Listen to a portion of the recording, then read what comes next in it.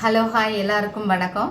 இன்னைக்கு இந்த வீடியோவில் நாம் என்ன பார்க்க போகிறோம் அப்படின்னா, what are your current thoughts தான் நம்ம பார்க்க போகிறோம். இது ஒரு பொதுவான ஜென்ரல் ரீடிங் தான். யாருக்கு பொருந்துதோ அவங்க மட்டும் எடுத்துக்கோங்க, மற்றவங்க அப்படியே விட்டுடுங்க. வீடியோவில் உங்கள் எனர்ஜியை கனெக்ட் பண்ணுறதுக்கு லைக் பண்ணிவிட்டு பாருங்கள், சப்ஸ்கிரைப் பண்ணுங்கள், மறக்காமல் ஷேர் அண்ட் கமெண்ட் பண்ணுங்கள். இப்போ இந்த வீடியோக்குள்ளே போகலாம். இப்போ உங்கள் ரிலேஷன்ஷிப்பை பார்க்கும்போது நீங்கள் உங்கள் பர்சன் கூட எமோஷ்னலி கனெக்டாக இருக்கீங்க. நீங்கள் உங்களை பார்த்துக்கல, உங்களை நீங்கள் கேர் பண்ணிக்கல. எக்ஸாம்பிளுக்கு சொல்லுவோம்ல, ஸ்டார்டிங் ஸ்டேஜ் லவ்னு, அதே மாதிரி 24/7 அந்த பர்சனே நினச்சிட்டு செல்ஃப் லவ் பண்ணாமல் இருக்கீங்க. இப்போ நம்ம ஃபஸ்ட் லவ்வில் போகும்போது எல்லாருமே எமோஷ்னலி கனெக்ட் ஆகிடுவோம். எல்லாருமே நார்மலாக ஃபஸ்ட் லவ் போகும்போது எல்லாருமே எமோஷ்னலி கனெக்ட் தான் ஆகிடுவோம். சும்மா அழுதுகிட்டே இருப்போம். இப்போ நீங்கள் உங்களை கவனிச்சுக்கிறதே இல்லை கரண்ட்லி. அடுத்த ஸ்டெப்புக்கு போகணும்னு நினைக்கிறீங்க ரிலேஷன்ஷிப்பில், ஆனால் முடியாமல் நிற்கிறீங்க. இப்போ ஃபஸ்ட் கார்டே நமக்கு குயின் ஆஃப் கப்ஸ் கார்டு வந்திருக்கு. இந்த கார்டு உங்களுக்கு என்ன சொல்லுதுன்னா, செல்ஃப் லவ் பண்ண சொல்கிறாங்க. 24/7 ஒரு பர்சனையே டிபெண்ட் பண்ணிட்டு இருக்கீங்க. அப்படி அந்த பர்சனையே திங்க் பண்ணிட்டு இருந்தீங்கன்னா உங்களுக்கு சாப்பாடு கூட இறங்காது. அவங்களையே நீங்கள் டிபெண்ட் பண்ணி இருக்கும்போது அவங்க இல்லைன்னா உங்களுக்கு லைஃப் இல்லைன்னு தோணும்.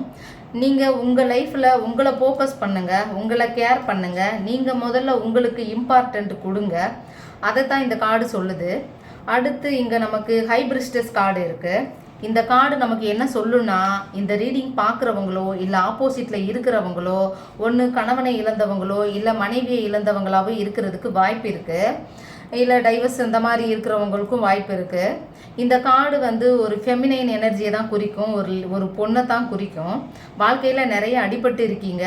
கரண்ட்லி நீங்கள் எப்படி இருக்கீங்கன்னா, ரொம்ப சீக்ரெட்டிவாக மாறிட்டீங்க. ரொம்ப அடிபட்டு இந்த நிலைமைக்கு வந்திருக்கீங்க.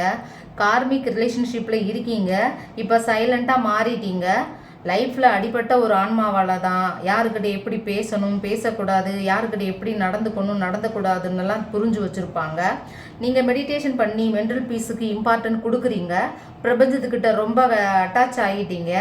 அதனாலேயே உங்களால் சீக்ரெட்டிவாக பேஸ்டாக இருக்க முடியுது. நமக்கு 8 ஆஃப் வான்ஸ் கார்டு வந்திருக்கு. இது உங்களுக்கே தெரியும், நல்ல பாசிட்டிவான கார்டுன்னே சொல்லலாம். இந்த கார்டு உங்கள் 2 பேருக்கும் இருக்கிற நல்ல கம்யூனிகேஷனை தான் குறிக்கும். ஆப்போசிட்டில் இருக்கிற பர்சன்கிட்ட இருந்து உங்களுக்கு ஒரு காலோ மெசேஜோ வர்றதுக்கூடிய வாய்ப்பு இருக்குது. இப்போ நார்மலாக ரிலேஷன்ஷிப்புக்கு இல்லாமல் நார்மலாக இந்த ரீடிங் ஒருத்தர் பார்க்குறீங்கன்னா, ரிலேஷன்ஷிப் நீங்கள் என்ன விஷயம் நடக்கணும்னு நினைக்கிறீங்களோ, மற்ற விஷயங்களை ஏதாவது ஒரு விஷயத்தை எதிர்பார்த்துட்ருப்பீங்கள, அந்த விஷயம் கட்டாயம் நடக்கும். அதுதான் இங்கே இந்த கார்டு நமக்கு குறிக்கும். அடுத்து நமக்கு இங்கே என்ன கார்டு வந்திருக்கு பாருங்கள், ஜட்ஜ்மெண்ட் கார்டு வந்திருக்கு.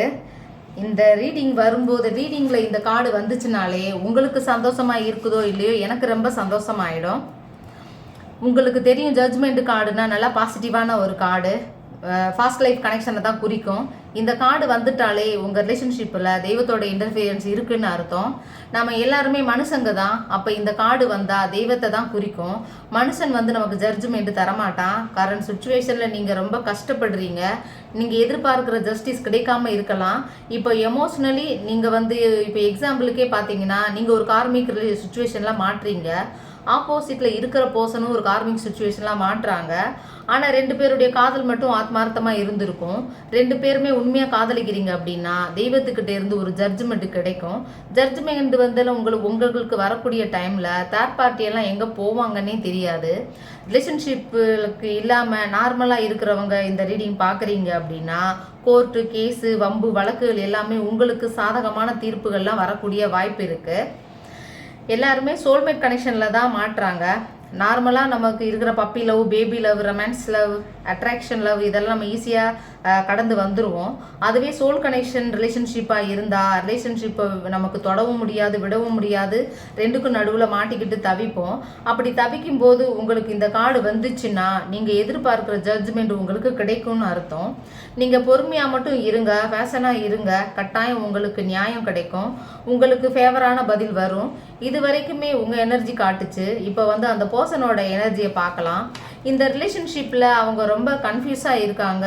அவங்களுக்கு நிறைய டவுட் இருக்குது. இந்த ரிலேஷன்ஷிப்பில் ஃப்யூச்சர் இருக்கா இல்லையா, நிற்கலாமா வேண்டாமா, இந்த ரிலேஷன்ஷிப்பை நம்பலாமா கூடாதா, அவங்களுக்கு இந்த ரிலேஷன்ஷிப் வேணும், பிடிச்சிருக்கு, ஆனாலும் ஃப்யூச்சர் இல்லைன்னு நினைக்கிறாங்க. ஏன் அவங்க அப்படி நினைக்கிறாங்கன்னா, ஒன்று உங்களுக்கு மேரேஜ் ஆகிருக்கும், இல்லை அவங்களுக்கு மேரேஜ் ஆகிருக்கும், இல்லை ஏஜ் டிஃப்ரென்ஸாக இருக்கும், இல்லை கேஸ்ட் டிஃப்ரென்ஸாக இருக்கும். அதெல்லாம் இந்த ரிலேஷன்ஷிப்பில் ஃபியூச்சர் இல்லைன்னு நினைக்கிறாங்க. எதுக்கு இந்த ரிலேஷன்ஷிப்புக்கு இம்பார்ட்டன்ட் கொடுக்கணும், டைம் வேஸ்ட்டுன்னு நினைக்கிறாங்க. ப்ராக்டிக்கலாக திங்க் பண்ணுறாங்க. நமக்கு நைட் ஆஃப் கப்ஸ் கார்டு வந்திருக்கு. இந்த பர்சனுக்கு உங்கள் மேலே லாட்ஸ் ஆஃப் ஃபீலிங்ஸ், லவ் எல்லாமே இருக்குது. ஆனால் அது ஸ்டேபிளாக மட்டும் இல்லை. மனுஷனுக்கு நைட்டில் வர தாட்ஸ் எல்லாம் பகலில் வராதில்ல.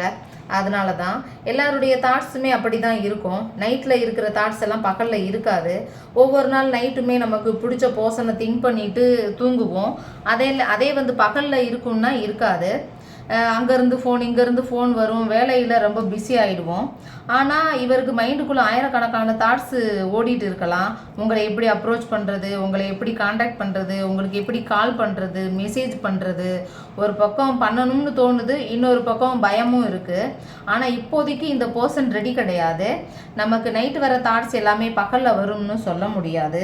ஃபுல்லாக பிஸியாக இருக்காங்க, கேரியரில் ஃபோக்கஸ் பண்ணுறாங்க. அவங்க பிஸியாக வச்சுக்கிறாங்க. இந்த ரிலேஷன்ஷிப்பில் பார்க்குறாங்க, ஆனால் ஃபுல்லாக பிஸியாக இருக்காங்க. பணம்னு ஓடுற ஒரு கேரக்டராக இருக்காங்க. ப்ராக்டிக்கலான ஒரு பர்சன். ஆனால் உங்களை ஹோல்டு பண்ணி தான் பிடிக்கிறாங்க. ஃபீலிங்ஸ், எமோஷன்ஸ் எல்லாம் உள்ளே ஒழிச்சு வச்சுருக்காங்க. ஆனால் அதை காட்ட மாட்டாங்க. ப்ராக்டிக்கலாக இருக்காங்க.